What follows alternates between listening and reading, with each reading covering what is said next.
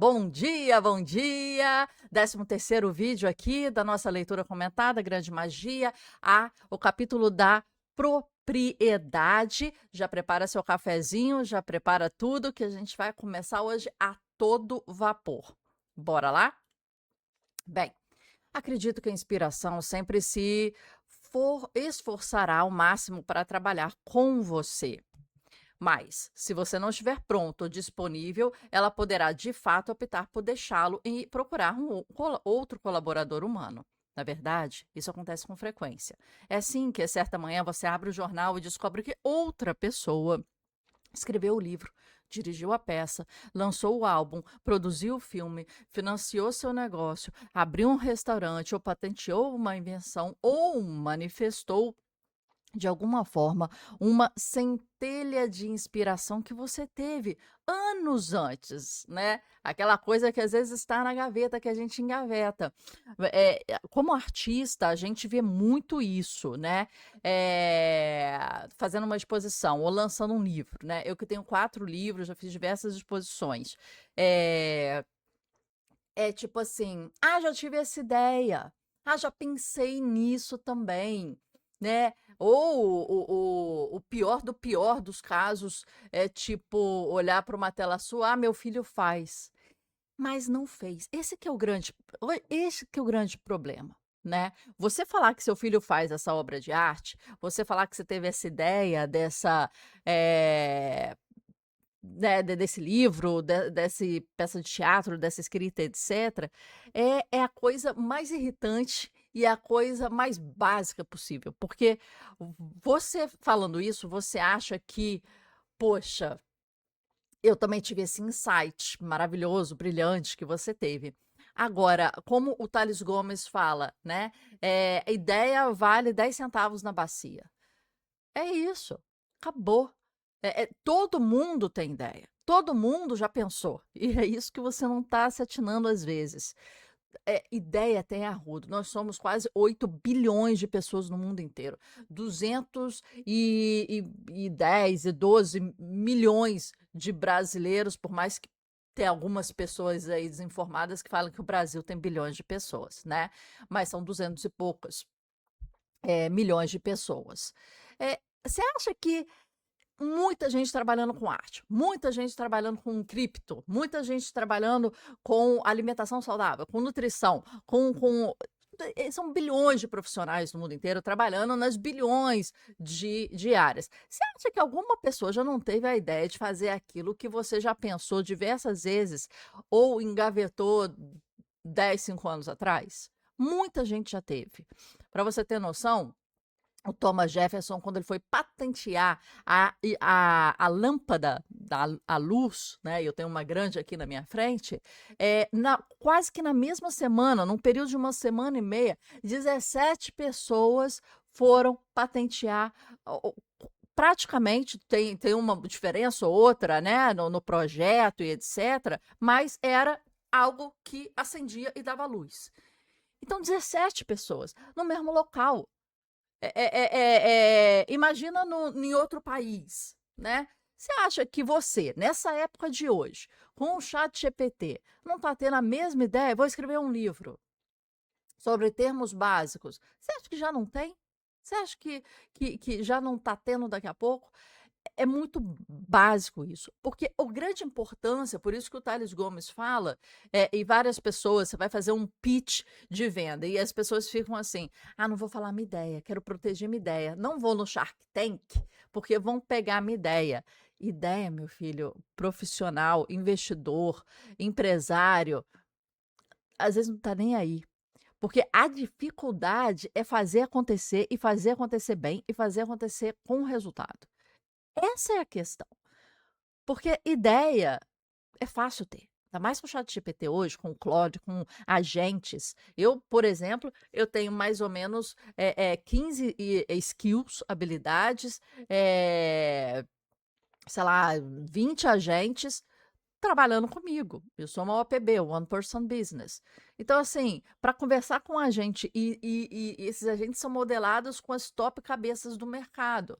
Eu quero escrita, eu quero marketing, eu quero vendas, eu quero. Eu pego as top cabeças do mercado e remodelo. Você acha que as ideias não estão vindo a rodo? O negócio é filtrar e fazer o que você acha que tem a ver com a sua proposta. A dificuldade hoje é não sair da sua proposta, porque tem tanta coisa interessante, tem tanta ideia. O negócio é fazer acontecer. Então, quando a gente fala assim, teve muita gente que fez. Cara, isso é o básico. Então, primeiro, tem uma ideia, não acho que você é a última bolachinha do pacote de ter tido essa ideia mirabolante, fantástica e tal. Muita gente já deve estar tendo.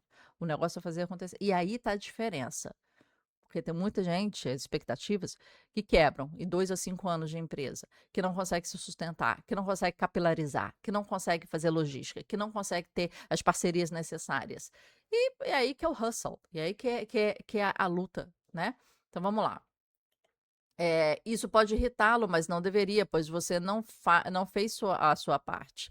Não estava pronto ou aberto o suficiente e não agiu rápido bastante para que a ideia se consolidasse em você e se concretizasse.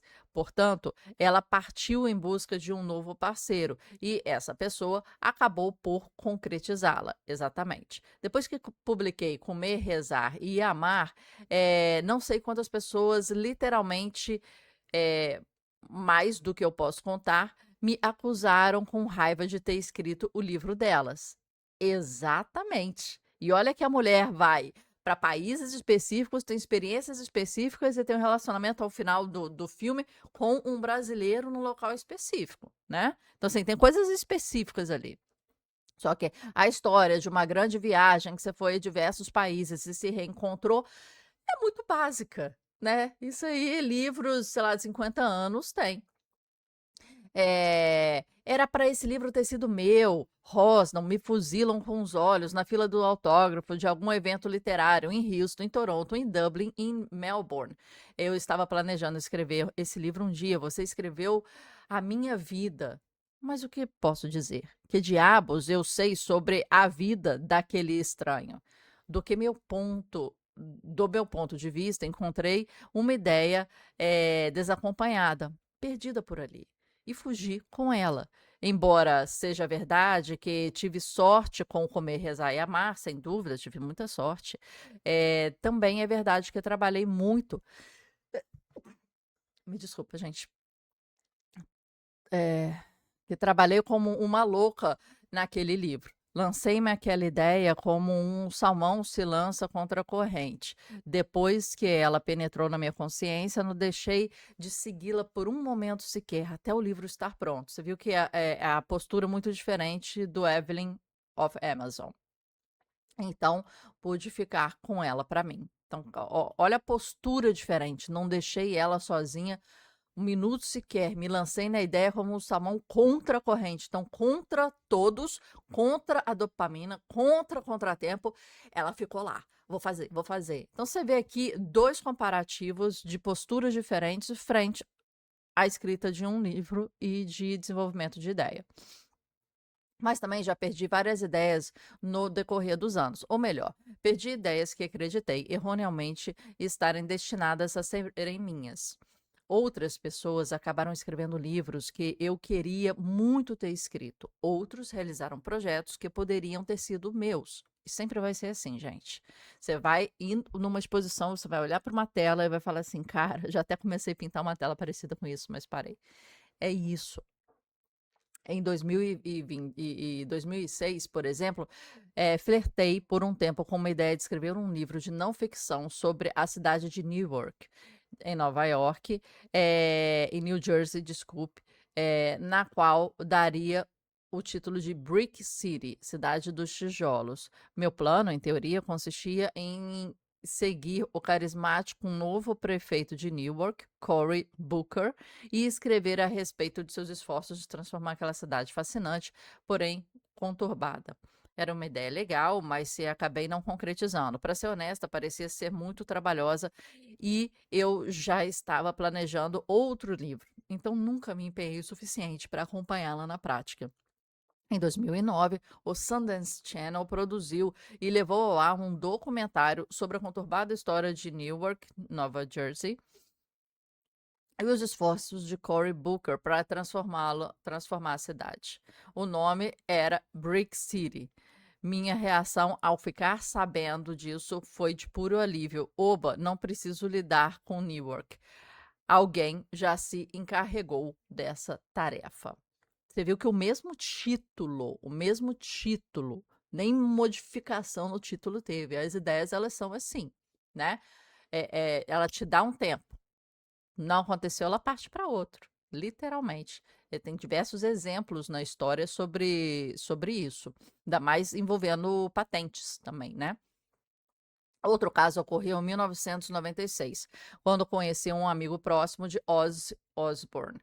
Ele me disse que Ozzy e sua família eram as pessoas mais estranhas, engraçadas e loucas e surpreendentemente amáveis que já conhecera. Você precisa escrever sobre eles, me disse. Deveria passar um tempo com eles, observar a maneira como interagem. Não sei exatamente o que você poderia fazer, mas alguém precisa realizar um projeto sobre o Osborne, porque são incrivelmente fantásticos. Fiquei intrigada. Contudo, mais uma vez acabei não concretizando a ideia e o Osborne ficaram ao encargo de outra pessoa, com resultados notáveis, diga-se de passagem.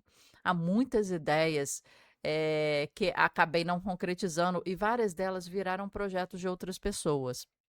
Outras pessoas contaram histórias das quais, deixa eu fazer assim, eu estava intimamente familiarizada. Histórias que um dia chamaram minha atenção e pareciam vir da minha própria vida ou poderiam ter sido geradas por minha imaginação. Nem sempre fiquei indiferente à perda das ideias de outros criadores. Algumas vezes foi difícil. Em alguns casos, tive que ficar observando enquanto outras pessoas desfrutavam dos sucessos ou das vitórias que eu havia planejado para mim. A vida é assim, mas é também cheia de belos mistérios. Deixa eu ver aqui, só se isso aqui é longo. Não, vamos ler mais um, que a gente dá um adianto. Tem dia que a gente conversa mais, tem dia que a gente lê mais. Hoje eu estou mais na leitura para a gente poder dar um gás. Estamos chegando na página 53 de 200, né? E já estamos aqui em descobertas múltiplas. Mas só pontuando, gente, já que a gente acabou esse capítulozinho, as ideias, elas são sempre assim. Se vocês viram o vídeo que estava anexo ao vídeo de ontem, que eu explico mais essa questão dos raios, né? E a imagem mental dos raios é muito interessante, porque se você não gostar, não tiver disponível, que é a palavra que ela usa aqui, né? Tiver aberta e tiver o timing, a gente usou a ideia da engrenagem, ele vai para outro, né? Você pensa em relacionamentos, né? Também se não for o timing, né, dos dois, não encaixa, não vai. E poderia ter sido lindo, poderia ter sido ótimo, mas não era o momento nem de um nem de outro e de repente pode ser no futuro, mas aquela pessoa vai seguir para achar o match perfeito ali, entendeu? Para acontecer aquele amor, né? A ideia é assim, ela vai indo, te dando um tempo. Olha, estou aqui, sou interessante, estou disponível. Olha o que você pode conseguir com essa ideia. Olha como é que tem a ver com você, com o que você quer da vida, com seus objetivos. Olha que legal. A ideia se vende. E aí depois o que acontece? Ok, você não está me dando atenção, você está me engavetando, você está me deixando de lado. Não estou conseguindo ser ouvido, né? Não parece o relacionamento às vezes? Não estou conseguindo ser ouvido, as coisas não estão evoluindo. Então, me deixa aí, que aí eu vou encontrar o meu rumo e vou ser feliz em outro canto. Foi bom aqui o tempo, mas eu vou ser feliz em outro canto.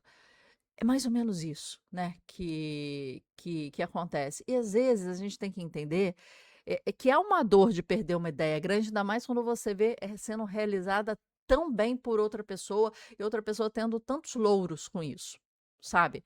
Mas às vezes esses louros não seriam seus e você não conseguiria chegar nesses louros, né? Com essa ideia, porque potencialmente ela é melhor com outra pessoa em outro contexto. Esse é o grande ponto.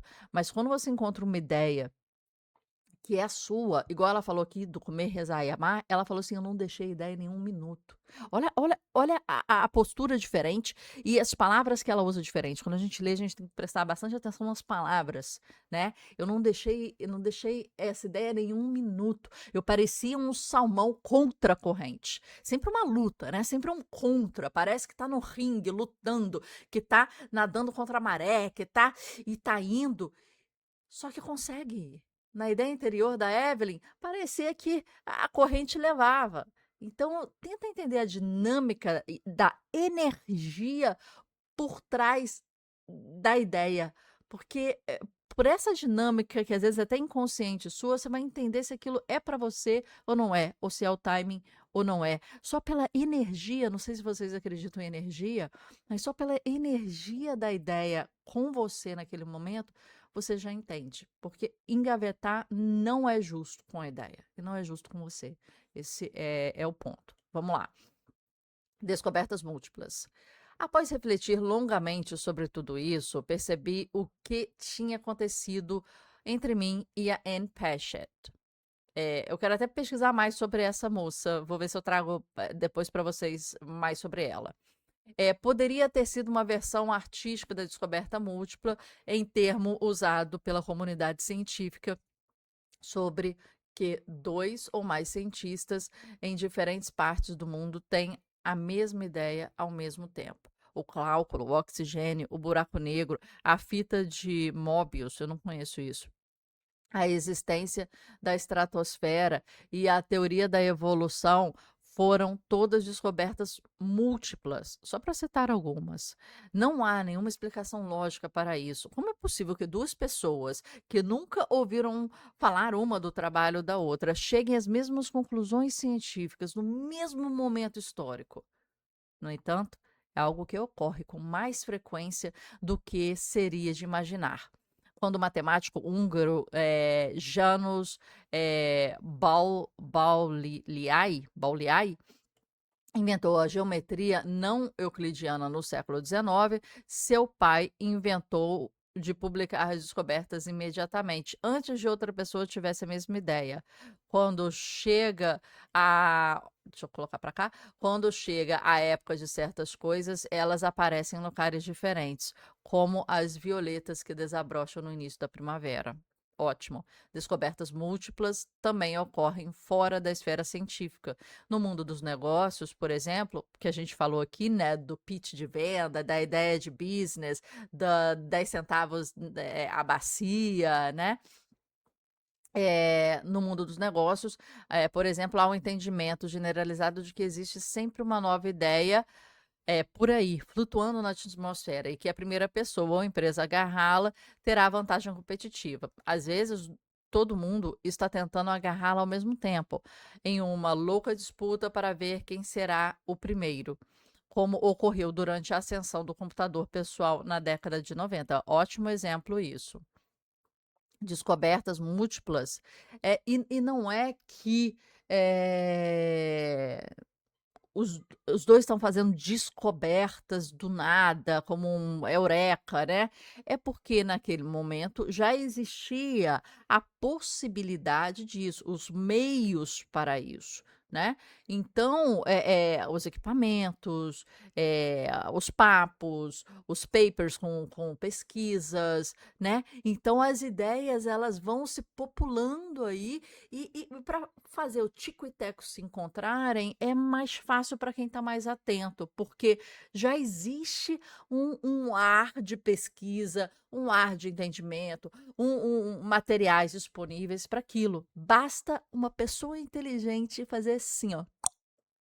E aí, como falou assim, violetas, hora, é época de violeta. Vai ter violeta aqui, vai ter violeta em outro estado, vai ter violeta no sul, no norte, vai ter violeta. Agora,